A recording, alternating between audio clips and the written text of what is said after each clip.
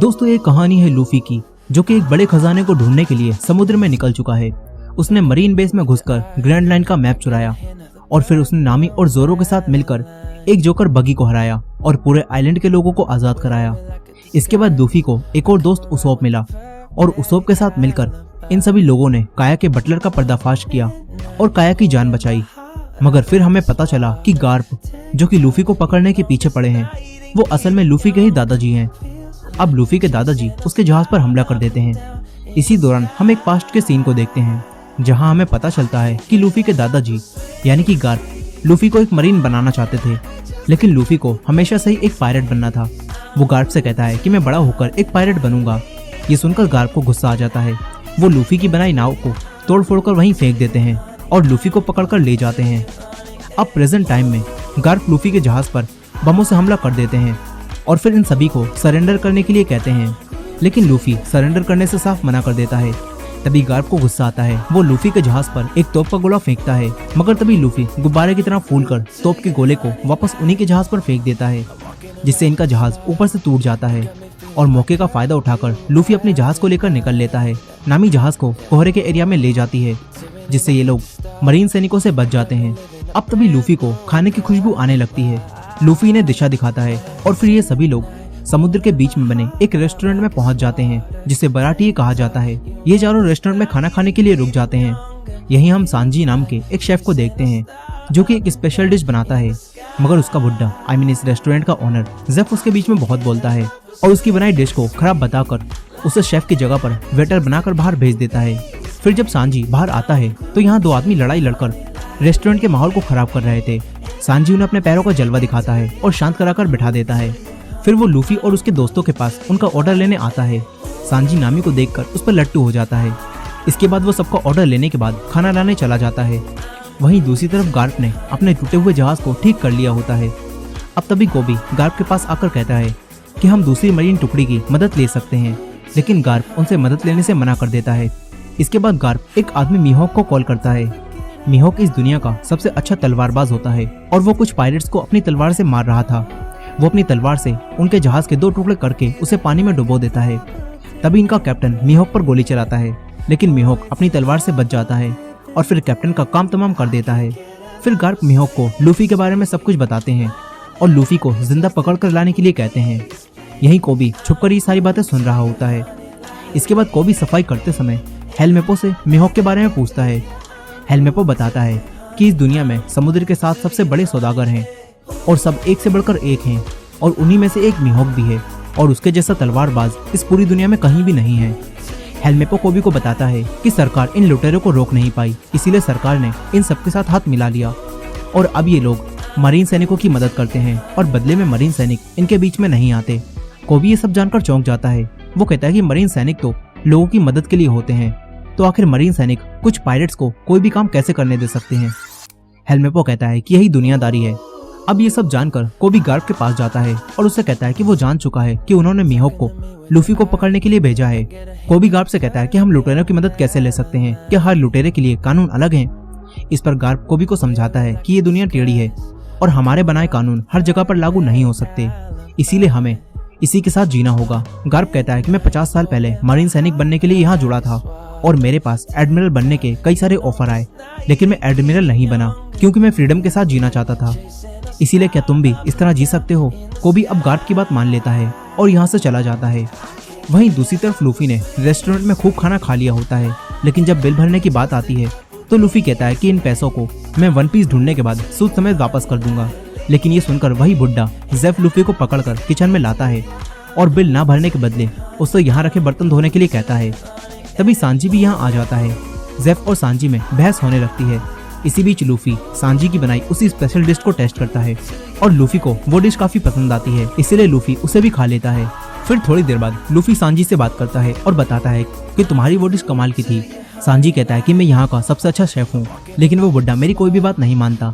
Sanji बताता है कि उसका एक सपना है, वो इस दुनिया का सबसे बढ़िया शेफ बनना चाहता है और ऑल ब्लू को ढूंढना चाहता है। सांजी कहता है कि ऑल ब्लू में दुनिया के सबसे अच्छे मसाले और खाने की दूसरी चीजें मिलती हैं, जिन्हें आज तक किसी ने भी नहीं देखा।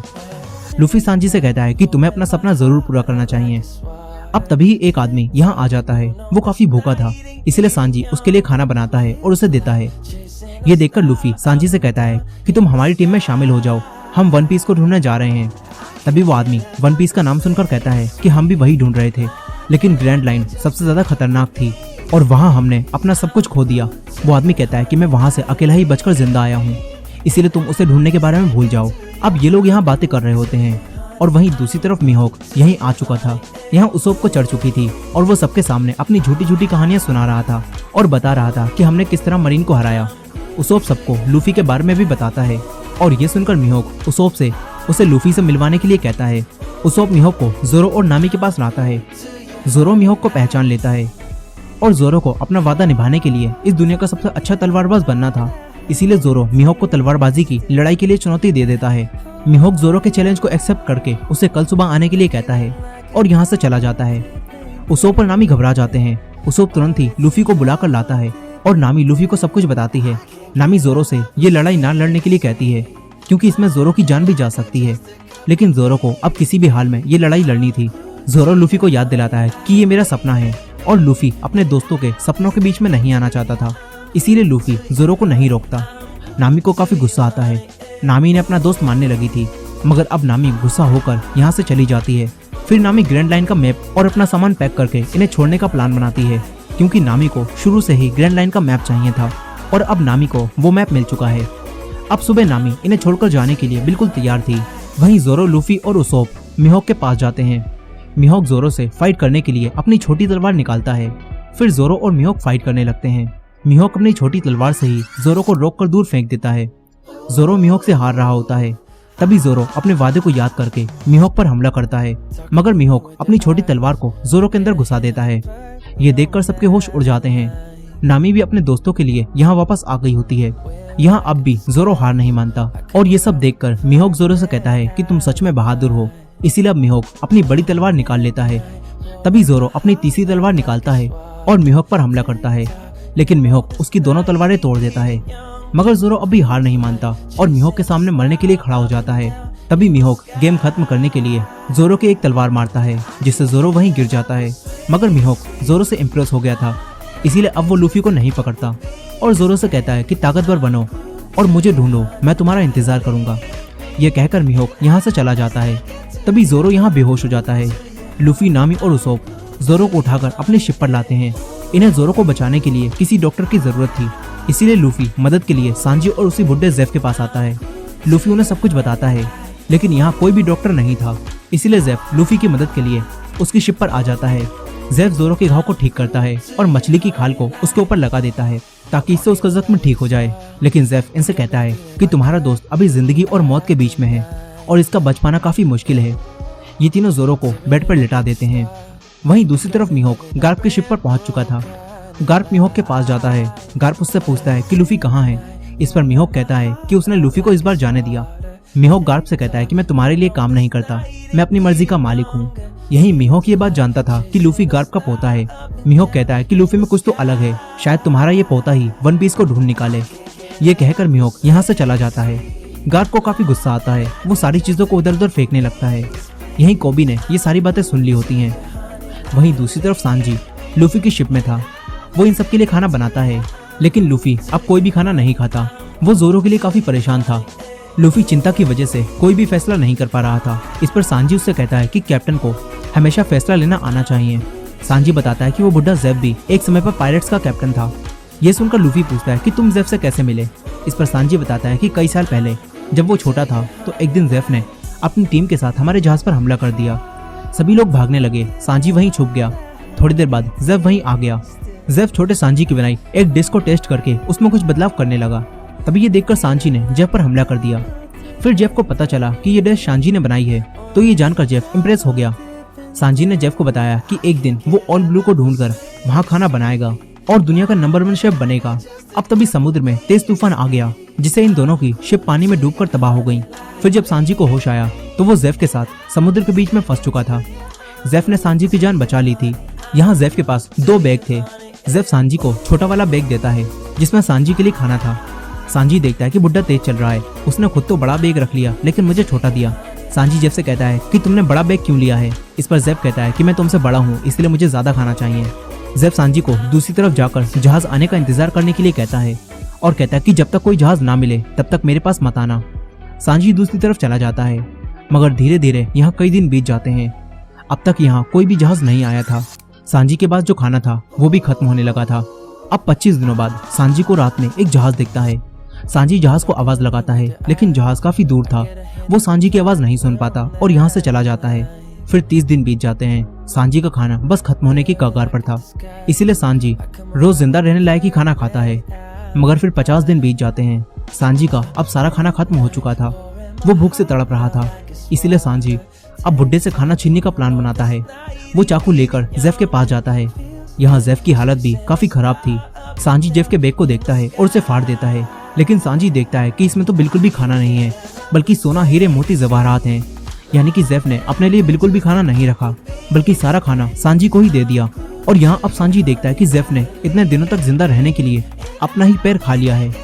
सांजी जेफ से कहता है कि मैं तो तुम्हारे लिए अनजान था, तुमने मेरे लिए ये सब क्यों किया। इस पर जेफ बताता है कि मैं भी तुम्हारी तरह ऑल ब्लू में खाना बनाना चाहता था और मैंने अपनी पूरी जिंदगी ऑल ब्लू को ढूंढने में निकाल दी और अब मैं मरने वाला हूँ, इसीलिए मैं चाहता हूँ कि तुम जिंदा रहो और ऑल ब्लू को ढूंढकर मेरा और अपना सपना पूरा करो। सांजी ये सब सुनकर रोने लगता है। अब प्रेजेंट टाइम में सांजी इन सबको बताता है कि हम वहाँ 85 दिनों तक फंसे रहे थे। सांजी कहता है कि तुम्हें भी जेफ की तरह एक फैसला लेना होगा, लेकिन इतनी बड़ी कहानी सुनने के बाद भी लूफी को कुछ भी समझ नहीं आता। वहीं दूसरी तरफ नामी जोरो से बातें कर रही थी ताकि जोरो जल्दी होश में आ जाए, लेकिन जोरो को अब भी होश नहीं आता। तभी लूफी यहाँ आता है, मगर नामी लूफी पर भड़क जाती है। नामी कहती है कि तुम जोरो को रोक सकते थे, लेकिन तुमने उसे नहीं रोका। इस पर लूफी कहता है कि मैं अपने दोस्तों के लिए कुछ भी कर सकता हूँ, लेकिन मैं कभी भी उनके सपनों के बीच में नहीं आऊंगा। लूफी नामी से कहता है कि तुम्हारा भी तो कोई सपना होगा जिसे तुम पूरा करना चाहती हो। इस पर नामी इमोशनल हो जाती है और कहती है कि हर किसी के पास इतना टाइम नहीं होता कि वो अपने सपनों के बारे में सोचे। नामी ये कहकर यहाँ से चली जाती है। वहीं दूसरी तरफ गार्प अब कोबी से बात करता है और बता देता है कि लूफी मेरा पोता है। कोबी पहले से ही ये जान चुका था। गार्प कोबी से कहता है कि बचपन में मैंने बहुत चाहा कि मैं लूफी को एक अच्छा मरीन बना दूं, लेकिन उसने मेरी बात नहीं मानी। इस पर कोबी कहता है कि मैं लूफी के साथ रहा हूँ और वो बाकियों से बिल्कुल अलग है। कोबी कहता है कि वो एक पायरेट ही है और वो कभी भी अपने सपने को नहीं छोड़ेगा। अगर उसे पायरेट बनने के लिए मरना भी पड़े तो वो मरना पसंद करेगा, लेकिन पायरेट ही बना रहेगा। कोबी कहना चाहता था कि हमें लूफी का पीछा छोड़ देना चाहिए, लेकिन गार्प को उसकी बातों से कुछ और ही समझ आ जाता है। फिर वो सारे मरीन को इकट्ठा करके उनसे कहता है कि पायरेट्स कभी भी हार नहीं मानेंगे, इसीलिए हम भी सख्त बनेंगे और हम भी अब कभी भी हार नहीं मानेंगे। ये सब सुनकर कोबी के तोते ही उड़ जाते हैं। वहीं दूसरी तरफ बराटिया में आरलोंग अपने दोनों साथियों के साथ आ जाता है। वो रेस्टोरेंट में एक आदमी को उठाकर फेंक देता है, क्योंकि आरलोंग एक फिशमैन था और वो इंसानों को बिल्कुल भी पसंद नहीं करता था। अब तभी यहाँ जेफ आता है और कहता है कि तू कौन है बे, ये मेरा रेस्टोरेंट है। तभी आरलोंग कहता है कि मैं पूरे ईस्ट ब्लू का मालिक हूँ। आरलोंग कहता है कि मैं लूफी नाम के एक लड़के को ढूंढ रहा हूँ और अगर वो जल्दी ही यहाँ नहीं आया तो मैं यहाँ बैठे सभी लोगों को मारकर खा जाऊंगा। अब ये सब नामी छुपकर सुन लेती है। नामी तुरंत शिप पर आकर लूफी और उसोप को ये सब बताती है और कहती है कि वो काफी खतरनाक है, इसीलिए हमें तुरंत यहाँ से निकल जाना चाहिए। तभी सांजी बराटिया को बचाने जाने लगता है। लूफी कहता है कि मैं भी आ रहा हूँ। लूफी भी बराटिया को बचाने का फैसला करता है और सांजी के साथ रेस्टोरेंट में आ जाता है।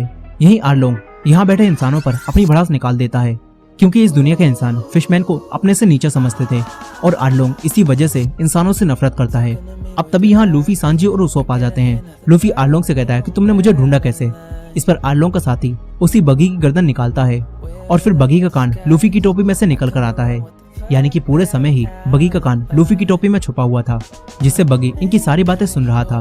अब तभी आरलोंग का साथी बगी को वापस बैग में डाल देता है। फिर आरलोंग लूफी से कहता है कि ग्रैंड लाइन का मैप मुझे दे दो, मगर लूफी मना कर देता है। तभी जेफ पीछे से आकर आरलोंग के एक गोली मारता है, लेकिन आरलोंग को कोई खरोच भी नहीं आती। फिर आरलोंग का एक साथी जेफ के पैर पर हमला करके उसे गिरा देता है और उसे मारने लगता है। तभी सांजी जेफ को बचाने आता है और आरलोंग के साथी के लाते ही लाते बचा देता है, लेकिन वो काफी पावरफुल था। वो सांजी को दूर फेंक देता है। उसोप डरपोकों की तरह यहाँ छुप रहा था। अब तभी लूफी भी आरलोंग पर हमला करता है, लेकिन आरलोंग उसे पकड़कर रेस्टोरेंट से बाहर ले आता है। फिर लूफी और आरलोंग के बीच यहाँ फाइट होने लगती है। आरलोंग लूफी को काफी बुरा मार रहा था, लेकिन लूफी को तो काफी मजा आ रहा था। लूफी भी आरलोंग के कई मुक्के मारता है। तभी आरलोंग समुद्र का पानी लूफी पर डालता है, जिससे लूफी की ताकतें कमजोर पड़ जाती हैं। फिर आरलोंग लूफी को मारने वाला था, मगर तभी यहाँ नामी आकर आरलोंग को रोक देती है और कहती है कि ग्रैंड लाइन का मैप मुझे मिल चुका है, इसीलिए अब हमें यहाँ से चलना चाहिए। फिर हमें पता चलता है कि नामी शुरू से ही आर्लोंग के लिए काम कर रही थी और उसका मकसद ग्रैंड लाइन का मैप चुराना था। लूफी को ये सब जानकर काफी गुस्सा आता है। यहाँ आर्लोंग लूफी को खाना चाहता था, लेकिन नामी कहती है कि बच्चे को खाकर तुम्हें क्या मिल जाएगा, इसीलिए इसे पानी में ही डाल दो। आर्लोंग को यह आइडिया अच्छा लगता है। आर्लोंग लूफी को पानी में फेंक देता है। लूफी पानी में डूबने लगता है, मगर तभी सांजी यहाँ आकर लूफी को बचा लेता है और ऊपर ले आता है। यहाँ नामी आर्लोंग और उसके साथियों के साथ जा चुकी थी। लूफी इस सब पर विश्वास नहीं कर पा रहा था। अब इसके बाद ये सभी लोग जोरो के पास आ जाते हैं। लूफी जोरो को सब कुछ बताता है। अब तभी जोरो को भी होश आ जाता है। लूफी जोरो को दोबारा होश में देखकर काफी खुश होता है। वहीं दूसरी तरफ ज़ेफ अपने रेस्टोरेंट में अकेला बैठा था। तभी सांजी यहाँ आकर साफ सफाई करने लगता है, लेकिन ज़ेफ उससे कहता है कि मैंने तुम्हारी जान ये सब करने के लिए नहीं बचाई थी। ज़ेफ सांजी से कहता है कि तुम यहाँ से चले जाओ और जाकर ऑल ब्लू को ढूंढकर अपना सपना पूरा करो। सांजी ये सब सुनकर यहाँ से चला जाता है। वहीं दूसरी तरफ जोरो के होश में आने के बाद लूफी फैसला करता है कि वो लोग पहले नामी को ढूंढने जाएंगे, फिर ये सब यहाँ से जाने की तैयारी करने लगते हैं। तभी सांजी भी इनकी टीम में शामिल होने आ जाता है। लूफी सांजी को भी अपनी टीम में शामिल कर लेता है। फिर सांजी ज़ेफ को एक आखिरी गुड बाय कहकर यहाँ से चला जाता है। जहाज पर उसोप लूफी से पूछता है कि हम नामी को कैसे ढूंढेंगे। इस पर लूफी उन्हें बगी की गर्दन दिखाता है, जिसे लूफी ने अब पकड़ लिया होता है, और बगी की मदद से ही ये लोग नामी के पास जाने लगते हैं। बगी ने रास्ता दिखाता है। यहाँ लूफी जानता था कि नामी जरूर किसी मजबूरी से ही आर्लोंग के साथ काम कर रही है, इसीलिए अब लूफी सारी सच्चाई नामी से सुनना चाहता था। अब थोड़ी देर बाद ये लोग एक टापू पर पहुंच जाते हैं। इसी टापू पर नामी मजे से आर्लोंग के साथियों का काट रही थी। नामी अपनी चालाकी से उन्हें गेम में हराकर उनसे पैसे लूट रही होती है। अब तभी आर्लोंग का एक साथी नामी के पास आकर कहता है कि तुम्हें आर्लोंग बुला रहा है। नामी आर्लोंग के पास जाती है। आर्लोंग अपने आर्लोंग पार्क में होता है, जो कि एक बिल्डिंग होती है। आर्लोंग इस बिल्डिंग को काफी पसंद करता है। नामी यहाँ आती है और पुरानी चीजों को देखने लगती है। इसी दौरान हम नामी के पास्ट को देखते हैं, जहाँ हमें पता चलता है कि बचपन में नामी अपनी मॉम और अपनी बड़ी बहन नोजिको के साथ रहती थी। नामी की ये मॉम असली नहीं थी, बल्कि ये एक पुरानी मरीन थी, जो कि एक बार लुटेरों को पकड़ने के लिए यहाँ आई थी, लेकिन उनके सभी साथी यहाँ मर गए और वो खुद भी जख्मी हो गई थी। इन्होंने जीने की उम्मीद छोड़ दी थी, मगर फिर इन्हें नामी और नोजिको मिली, जो कि बिल्कुल अकेली थी। उन्होंने नामी और नोजिको को बचाया और फिर उनकी मॉम बनकर जीने लगी। इससे नामी और नोजिको को उनकी मॉम मिली और इनकी मॉम को जीने की वजह मिल गई। अब नामी अपनी मॉम और नोजिको के साथ यहाँ खुशी से रहती थी, लेकिन फिर एक दिन आर्लोंग अपने साथियों के साथ यहाँ आ गया और उसने इस पूरे गांव के लोगों को मारना शुरू कर दिया। आर्लोंग ने अपने लोगों के साथ मिलकर पूरा गांव तबाह कर दिया। वो हर एक के घर में जाने लगा। नामी की मॉम ने नामी और नोजिको को छुपा दिया और एक बंदूक निकाल ली, मगर फिर आर्लोंग जब यहाँ आया तो उसने बंदूक छीन ली। आर्लोंग सारे गांव वालों से एक एडल्ट इंसान को जिंदा छोड़ने के लिए 1 लाख बेरीज ले रहा था। नामी की मॉम उसे सारी बेरीज दे देती हैं, लेकिन फिर आर्लोंग यहाँ से जाते समय टेबल पर 3 प्लेट देख लेता है और समझ जाता है कि यहाँ 3 लोग रहते हैं। आर्लोंग नामी की मॉम का गला पकड़ लेता है और पूछता है कि यहाँ कितने लोग रहते हैं। तभी नामी और नोजिको बाहर आ जाती हैं। आर्लोंग उनकी मॉम से नामी और नोजिको के लिए भी 50-50 हजार बेरीज मांगता है, लेकिन नामी की मॉम के पास अब और बेरीज नहीं थी। इसीलिए नामी की मॉम अपनी बेरीज नोजिको और नामी की तरफ से दे देती हैं, जिसके बाद आर्लोंग नामी और नोजिको को तो जिंदा छोड़ देता है, मगर वो इनकी मॉम को मार देता है। मगर फिर कुछ समय बाद ही नामी अपनी बहन नोजिको और गांव वालों को छोड़कर आर्लोंग की टीम में शामिल हो गई थी और अब प्रेजेंट टाइम में नामी यहाँ खड़े होकर अपने पास्ट को याद कर रही थी। तभी यहाँ आर्लोंग आता है। नामी ने आर्लोंग से कोई सौदा किया होता है। अब नामी ग्रैंड लाइन के मैप को आर्लोंग को दे देती है। आर्लोंग नामी से खुश होता है, लेकिन फिर आर्लोंग नामी को उसके पुराने गांव यानी कि कोको विलेज में जाकर वहां के लोगों से ट्रिब्यूट पेमेंट लेने के लिए कहता है। नामी कहती है कि वो वहां नहीं जाएगी, लेकिन आर्लोंग नामी को ऑर्डर देकर यहाँ से निकल जाता है। वहीं दूसरी तरफ गार्प अपने साथियों के साथ लूफी को ढूंढता हुआ उसी रेस्टोरेंट बराटी में पहुंच जाता है। गार्प वहां ज़ेफ से मिलता है और उसे पहचान लेता है कि ये तो पुराना लुटेरा है। ज़ेफ कहता है कि वो सारी बातें पुरानी हो चुकी हैं, अब मैं सुधर गया हूँ। खैर गार्प ज़ेफ से लूफी के बारे में पूछता है, लेकिन ज़ेफ कहता है कि वो किसी लूफी को नहीं जानता। गार्प समझ जाता है कि ज़ेफ झूठ बोल रहा है, इसीलिए गार्प अब खाना खाने के लिए यहीं रुक जाता है। वहीं दूसरी तरफ लूफी और उसके सभी दोस्त उसी आइलैंड पर कोको विलेज में आ गए होते हैं। वो लोग देखते हैं कि आर्लोंग ने अपने साथियों के साथ मिलकर इस पूरे गांव को तबाह कर दिया है। अब तभी इनकी नजर यहाँ के लोगों पर जाती है। यहाँ एक पुराना ऑफिसर सभी लोगों से पैसे जमा करने के लिए कह रहा होता है, ताकि आर्लोंग इन सभी लोगों को जिंदा छोड़ दे। अब तभी यहाँ नामी आती है और सबसे कहती है कि जल्दी जल्दी पैसे दो। सभी लोग नामी को यहाँ दोबारा देखकर चौंक जाते हैं। तभी नामी की बड़ी बहन नोजिको नामी को अकड़ दिखाती है और यहाँ से चली जाती है। लूफी और बाकी सब ये सब देख रहे होते हैं। अब तभी नामी भी इन्हें देख लेती है। नामी गांव वालों से पैसे लेती है और इनके पास आकर कहती है कि तुम यहाँ क्या कर रहे हो। नामी इनसे कहती है कि तुम सब यहाँ से चले जाओ। लूफी नामी से कहता है कि हम जानते हैं कि तुम अपनी मर्जी से ये सब नहीं कर रही हो। इस पर नामी कहती है कि यही मेरा असली रूप है, मैं आर्लोंग के लिए काम करती हूँ और मैंने वो मैप चुराने के लिए ही तुम्हें बेवकूफ बनाया था। नामी इन सबसे कहती है कि तुम सब यहाँ से चले जाओ, मुझे अब तुम्हारी जरूरत नहीं है। नामी ये कहकर यहाँ से चली जाती है, लेकिन लूफी जानता था कि नामी झूठ बोल रही है, इसलिए लूफी उसी पुलिस ऑफिसर से नामी के बारे में पूछता है। वो पुलिस ऑफिसर उन्हें नामी का घर दिखाता है। फिर ये सब नामी के घर में जाते हैं। तभी नोजिको बंदूक लेकर इनके सामने आ जाती है और इन्हें यहाँ से भाग जाने के लिए कहती है। लूफी कहता है कि हमें नामी के बारे में बात करनी है, लेकिन नोजिको नामी के बारे में बात नहीं करना चाहती थी। इस पर सांजी अपनी बातों का जादू चलाता है और कहता है कि मैं तुम्हारे लिए अच्छा खाना बना सकता हूँ, उसके बदले में तुम हमें नामी के बारे में बता देना। खाने का नाम सुनकर नोजिको मान जाती है। इसके बाद ये लोग खाना खाते हुए नामी के बारे में बात करते हैं। ये लोग नोजिको को बताते हैं कि नामी हमारे साथ थी, लेकिन फिर उसने हमें धोखा दे दिया। इसके बाद नोजिको इन्हें बताती है कि वो मेरी छोटी बहन है और हम दोनों एक साथ अपनी मॉम के साथ रहते थे, लेकिन फिर आर्लोंग यहाँ आ गया, उसने हमारी मॉम को मार दिया और इस पूरे गांव को तबाह कर दिया। इसके बाद नामी ने भी हमें धोखा दे दिया और वो आर्लोंग की टीम में शामिल हो गई, इसीलिए अब नोजिको नामी से नफरत करती है। लूफी और बाकी सब ये सब जानकर चौंक जाते हैं, मगर लूफी को नामी के लिए काफी बुरा लगता है। लूफी अब नामी की मदद करना चाहता था। वहीं दूसरी तरफ रेस्टोरेंट में गार्प खाना खाते हुए जेफ से दोबारा से लूफी के बारे में पूछता है और कहता है कि मैं जानता हूँ वो यही था, लेकिन जेफ उससे इनडायरेक्टली कहता है कि हम पुराने पायरेट्स का समय जा चुका है और नई जनरेशन आगे बढ़ रही है। लेकिन गार्प की नजरों में वो सभी अभी बच्चे थे, इसीलिए गार्प उन्हें आगे बढ़ने से रोकना चाहता था। मगर जेफ गार्प को समझाता है कि लूफी बाकी सबसे अलग है। जेफ कहता है कि लूफी मुझे गोल्ड रोजर की याद दिलाता है, मगर गार्प कहता है कि याद करो गोल्ड रोजर का आखिर में क्या हाल हुआ था। मैं नहीं चाहता कि मेरे पोते के साथ भी वही सब हो। अब यहीं दूसरी तरफ कोबी हेल्मोपो के साथ ड्रिंक पी रहा था। तभी यहाँ के वेटर से इन्हें पता चल जाता है कि लूफी अपने साथियों के साथ कोनोमी आइलैंड की तरफ गया है। ये जानकर कोबी तुरंत गार्प को आकर ये सारी बातें बताता है। फिर गार्प लूफी को पकड़ने के लिए कोनोमी आइलैंड पर जाने लगता है। वहीं कोनोमी आइलैंड पर आर्लोंग ग्रैंड लाइन का मैप पाने के बाद अपने साथियों के साथ खुशी मना रहा होता है। तभी नामी गांव वालों के लिए पैसे लेकर आर्लोंग के पास आती है और कहती है कि मुझे तुमसे कोको विलेज के बारे में बात करनी है। लेकिन आर्लोंग कहता है कि अभी जश्न मनाओ, हम बाद में कोको विलेज के बारे में बात कर लेंगे। लेकिन अब तभी यहाँ पर एक दूसरी मरीन टुकड़ी आ जाती है, लेकिन ये मरीन टुकड़ी आर्लोंग के लिए ही काम करती थी और आर्लोंग की मचाई हुई तबाही को मरीन से छुपाती थी। बदले में आर्लोंग इन्हें पैसे देता था। अब इस मरीन टुकड़ी का कैप्टन नेजुमी आर्लोंग से कहता है कि हमें तुम्हारे लोगों की कुछ खबरें मिली हैं। इस पर आर्लोंग उन्हें सारी बातें छुपाने के लिए नेजुमी को पैसे देता है, लेकिन नेजुमी और पैसे मांगता है। इस पर आर्लोंग उसे अपने आर्लोंग पार्क में आने के लिए कहता है। नामी भी वहाँ जाती है, लेकिन यहाँ आर्लोंग नेजुमी पर भड़क जाता है और उसे अपना गुस्सा दिखाने लगता है। ये देखकर नेजुमी डर जाता है और थोड़े से पैसे लेकर ही यहाँ से निकल लेता है। फिर नामी आर्लोंग से कहती है कि हम हमारे सौदे के बारे में बात कब करेंगे। नामी कहती है कि 10 करोड़ बेरीज तैयार हैं और ये सुनकर आर्लोंग चौंक जाता है। आर्लोंग कहता है कि तुम हमसे कुछ छुपा रही हो।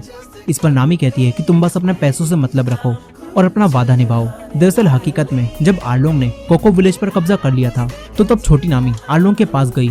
नामी अपनी नॉलेज से समुद्र के मैप को अच्छे से समझ पाती थी, इसीलिए नामी ने आर्लोंग से उसे अपनी टीम में शामिल होने के लिए कहा और आर्लोंग ने अपने फायदे के लिए नामी को अपनी टीम में शामिल कर लिया। मगर नामी ने उससे 10 करोड़ बेरीज के बदले में पूरे गांव और गांव वालों को आजाद करने का सौदा किया। उस समय आर्लोंग को लगा कि नामी इतनी बेरीज अपनी पूरी जिंदगी में जमा नहीं कर पाएगी, इसीलिए आर्लोंग ने उससे वो सौदा कर लिया। मगर अब नामी ने 10 करोड़ बेरीज इकट्ठा कर ली हैं और वो आर्लोंग से अपना वादा निभाने के लिए कहती है। ये सब सुनकर आर्लोंग कहता है कि कल पैसे लेकर आ जाना। फिर नामी यहाँ से चली जाती है, लेकिन फिर आर्लोंग अपने एक साथी से नेजुमी को वापस बुलाने के लिए कहता है ताकि नेजुमी नामी को पकड़कर उससे वो सारे पैसे ले ले और आर्लोंग को कोको विलेज को ना छोड़ना पड़े। अब वहीं दूसरी तरफ लूफी और उसके दोस्त नोजिको के घर में थे। यहाँ बगी का कटा हुआ सर इनके सामने बकबक कर रहा था। तभी नोजिको बाहर चली जाती है। वहीं दूसरी तरफ नामी अपनी मोम की कब्र के पास जाकर वहाँ छुपाए हुए अपने पैसों का बॉक्स निकालती है। तभी नोजिको यहाँ आकर ये सब देख लेती है। नोजिको को लगता है कि नामी उनकी मोम की कब्र खोद रही है, इसीलिए नोजिको गुस्से में एक शोबल से नामी पर हमला कर देती है। तभी वो शोबल बॉक्स पर लगता है और उसके अंदर के पैसे बाहर आ जाते हैं। नोजिको ये सब देखकर चौंक जाती है। नामी कहती है कि ये सब बिल्कुल भी वैसा नहीं है जैसा तुम सोच रही हो। नामी अब नोजिको को सब कुछ बताती है कि वो सभी गांव वालों को बचाने के लिए और उनके गांव को आर्लोंग से छुड़ाने के लिए ये सब कर रही थी। ये सब जानकर नोजिको को काफी बुरा लगता है, क्योंकि नोजिको अब तक नामी को धोखेबाज समझकर उससे नफरत करती थी, लेकिन नामी तो उन्हें बचाना चाहती थी। नोजिको नामी से माफी मांगती है। अब तभी यहाँ पर नेजुमी अपने साथियों के साथ आता है और कहता है कि हमें खबर मिली है कि यहाँ लुटेरे चोरी का माल छुपा रहे हैं जो कि 10 करोड़ बेरीज हैं। इन्हें यहाँ पड़े ये पैसे दिख जाते हैं और ये लोग वो पैसे यहाँ से ले जाने लगते हैं। नामी कहती है कि ये मेरे पैसे हैं, लेकिन नजुमी कहता है कि कोई भी इंसान 10 करोड़ बेरीज इकट्ठा नहीं कर सकता, ये चोरी के पैसे ही होंगे। नामी इन्हें रोकती है, लेकिन ये लोग नामी के सारे पैसे लेकर यहाँ से जाने लगते हैं। नामी समझ जाती है कि इन्हें आरलोंग ने भेजा था। नामी उनके पीछे जाती है, लेकिन नामी अब कुछ भी नहीं कर पाती। वहीं दूसरी तरफ आरलोंग अपने साथियों को इंसानों के खिलाफ भड़काता है और उन्हें मार डालने के लिए कहता है। आरलोंग अपने साथियों के साथ सबसे पहले कोको विलेज को तबाह करने वाला था। वहीं दूसरी तरफ नामी अब कुछ भी नहीं कर पा रही थी। नामी अपने चाकू से आरलोंग का टैटू अपने हाथ से मिटाने लगती है। वो लगातार अपने हाथ पर चाकू मार रही थी। तभी लूफी आकर उसे रोक देता है। नामी अब कुछ भी नहीं कर सकती थी, इसीलिए अब नामी लूफी और बाकी सबसे कहती है हेल्प मी, और अब लूफी और बाकी सभी नामी की मदद के लिए तैयार हो जाते हैं। लूफी अब किसी भी हाल में आरलोंग को मारना चाहता था। अब तभी ये सब लोग देखते हैं कि आरलोंग ने कोको विलेज पर हमला कर दिया है। ये देखकर ये सभी लोग सुबह गांव में आते हैं, जहां अब आरलोंग ने पूरा गांव तबाह कर दिया होता है। मगर अब नोजिको ने नामी के बारे में सारी सच्चाई गांव वालों को बता दी होती है और सच जानने के बाद सभी गांव वाले नामी की मदद के लिए आ जाते हैं। वो सब आरलोंग और उसके साथियों से लड़ाई लड़ने के लिए तैयार थे, मगर नामी उन्हें रोक देती है। नामी अपने दोस्तों के साथ आरलोंग से लड़ने के लिए बिल्कुल तैयार थी। वहीं दूसरी तरफ गार्प अपने साथियों के साथ कोनोमी आइलैंड के पास आ चुके थे। गार्प यहाँ की मरीन टुकड़ी के कैप्टन को बुलाते हैं, जो कि वही मरीन नेजुमी होता है। गार्प उससे कहते हैं कि तुम लोग यहाँ क्या कर रहे हो? हमें खबर मिली है कि आरलोंग अपने साथियों के साथ यहाँ तबाही मचा रहा है और उसने कोको विलेज को भी तबाह कर दिया है। मगर ये कैप्टन झूठ बोलता है और कहता है कि अब हालात काबू में हैं और कोको विलेज को असल में लूफी नाम के एक लड़के ने अपने दोस्तों के साथ तबाह किया है। मगर कोबी ये सब सुन लेता है। कोबी कहता है कि लूफी ऐसा नहीं कर सकता। यहाँ नेजुमी और कोबी में बहस होने लगती है। तभी गार्प दोनों को शांत कराता है और फिर ये सभी लोग लूफी के पास आइलैंड पर आने लगते हैं। वहीं लूफी और उसके दोस्त आरलोंग के एरिया में जाते हैं। उसोप अपने धुएं वाले बमों से चारों तरफ धुआं फैला देता है, मगर इससे आरलोंग के साथी चौकन्ने हो जाते हैं। फिर लूफी अपने दोस्तों के साथ यहाँ एंट्री करता है।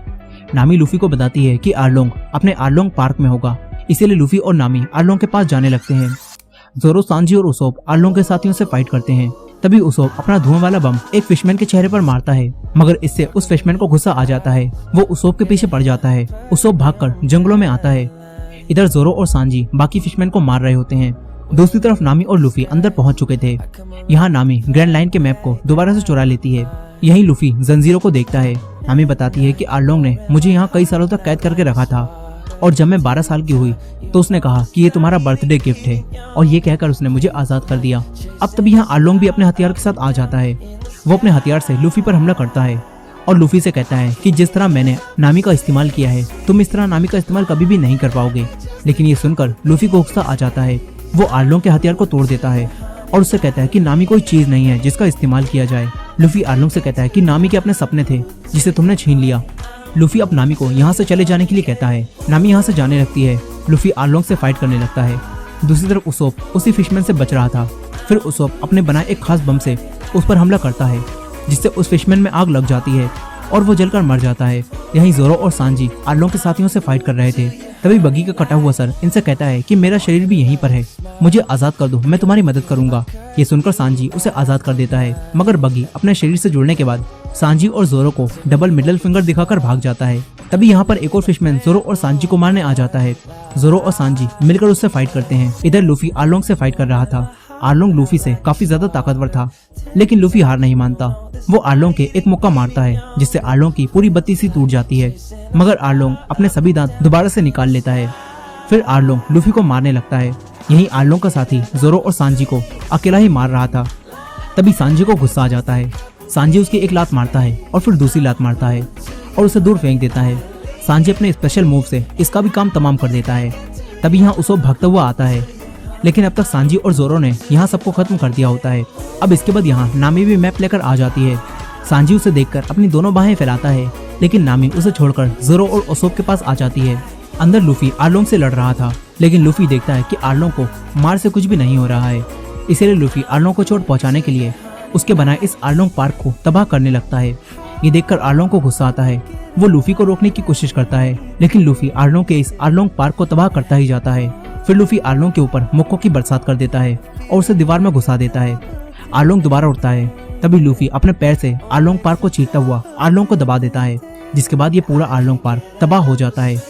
बाहर खड़े लूफी के दोस्तों को लगता है कि लूफी सबके नीचे दब गया, लेकिन लूफी जमीन को चीरता हुआ बाहर आ जाता है और नामी से कहता है कि तुम हमारी दोस्त हो, अब यहाँ सब कुछ ठीक हो जाता है।